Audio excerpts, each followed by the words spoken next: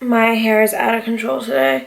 I've been so demotivated this week. I haven't like recorded like not a single video, but I decided today that I would just like get my shit together and film something for y'all. So I want to talk about my college roommates. I had two of them. So when I first went to college, Facebook just started, and when you went to the college orientation, they recommended that you find your roommate through Facebook. So I found this chick. Her name was Beep Beep. Her name was something, and I wish I didn't put lip gloss on. I'm actually kind of upset that I did because I feel like it's gonna make my lips. I honestly might wipe this. Yeah, let me just like go like this really quick. Sorry, I'm like in the process of getting ready to go to work, and I'm like, I don't want my lips to be like, I hate that word, moist, but I don't feel like I want them to be moist right now. I just want them to be matte. Oh, this didn't do shit. Anywho, so I found this chick. We crossed paths on Facebook. We met at some type of like before you go to college event. And I'm like, okay, she seems cool enough. She was like from some outskirts of Boston. I was from the suburbs. She's a city girl. I'm a suburb girl. And I was like, that might be a good mix. Long story short, it wasn't.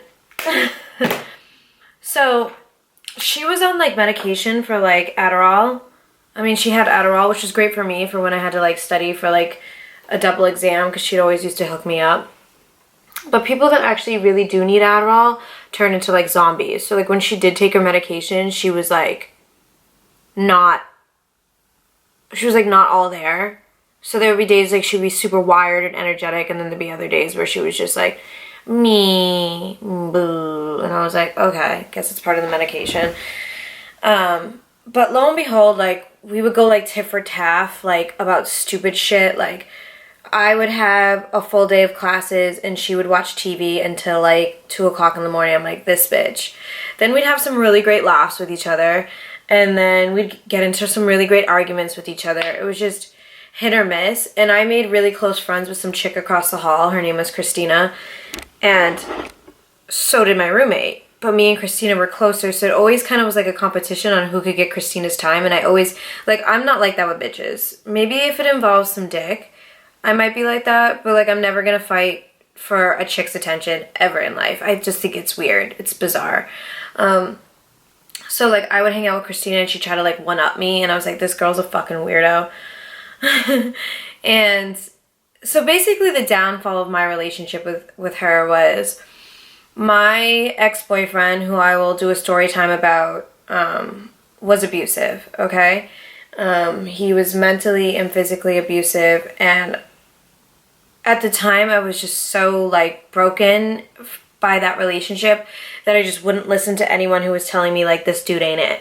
So I remember he came up during a snowstorm one night, and we had like a little party in my dorm room, and he was treating me like shit. And like a good friend is supposed to, my roommate stepped up to the fucking plate and was like, yo dude, no. And instead of like appreciating the fact that she cared about me enough to say something to him, I was mad at her for getting involved in my situation. So there was one point where he was like pushing me, and she like came bulldozing through from the other side of the fucking dorm room and like pinned his ass against the wall. So they started going back and forth. In the midst of them going back and forth, there was a glass beer bottle on my like nightstand next to my bed that knocked over and shattered everywhere. And he's like, I'm fucking leaving. And I'm like, no, don't go, like a fucking loser. And as I went to go chase after him, she slammed me up against the door and like locked me in the room so I wouldn't go. But in the midst of that, I stepped on all the glass. So there's blood everywhere because my foot is bleeding. I'm hysterically crying because 1, I'm wasted, 2, I'm pathetic, and 3, I feel devastated because how dare my roommate chase my boyfriend out of the room even though he was like pushing me around. So she finally lets me go and was like, fine, if you want to go after him, go after him. I'm like, all right. So my foot's bleeding. I don't even put fucking shoes on. I go outside in the blizzard. I'm like running down the fucking campus driveway, chasing after this dude's car, like screaming his name. He finally pulls over and he's like, fuck, like basically treating me like shit. Like, fuck you. I should have never fucking come here. It's fucking over. Fuck you. Like, as if I did something wrong. So there's like white snow on the ground because it's falling down and it's new, and all it is fresh blood. So he speeds off in his fucking car. I'm like limping back into the fucking dorm building. I go back into my dorm room and I'm like weeping, like hysterically weeping, so heavy, so hard, but there's still like blood everywhere because I have like 6 pieces of glass in my foot. So my roommate calls an ambulance and they show up, an EMT shows up. They pull like 6 pieces of glass out of my foot. They wrap my foot. They put my boyfriend's name on the can't ever come to campus ever again list. So I'm devastated about that. I hate her for that. And I remember the next day I woke up, I was hungover, I was in pain, and we just like kind of avoided each other like the plague. Like it just wasn't like a healthy living situation. And I get now that I'm out of that abusive relationship that she did it out of love, but at the time when you don't see that mentally, you hate everyone who gets involved in your fucking shit. You're like, who are you to get involved in my relationship? But at the time, you're so blinded by the fact that you think you love this dude, but he's so manipulative and so abusive that you aren't in love. He's just controlling you.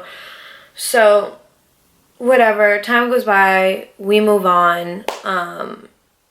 Then the next year comes and we decide to live with each other again.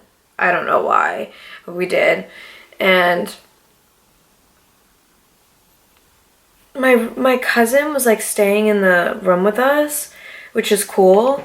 But her and my cousin got really close and they would like hang out when I wasn't around. And then like if me and my cousin fought, she would like go on her side of the room. It was just like a weird, bizarre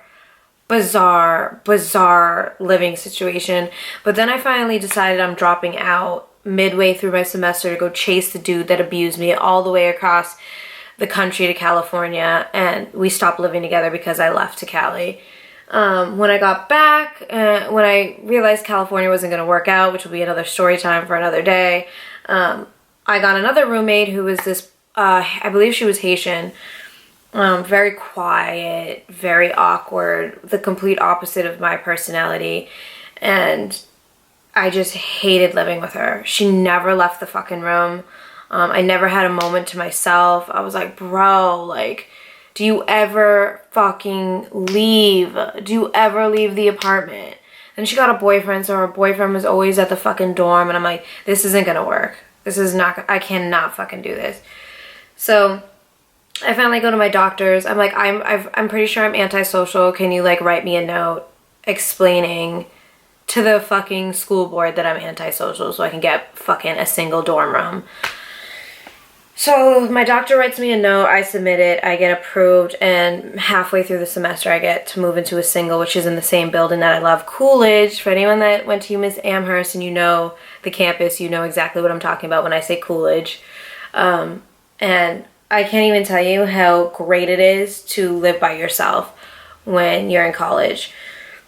Like, no one waking up earlier than you, no one walking in the middle of the night, nothing like that.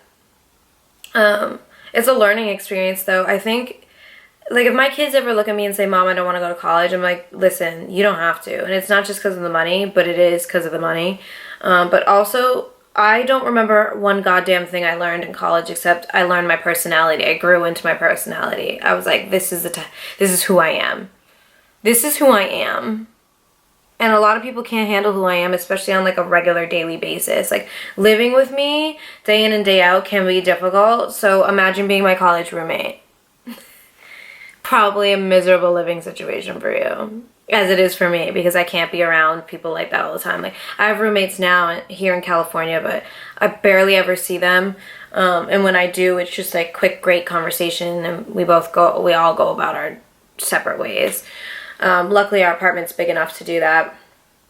But yeah, my college roommate experiences were weird.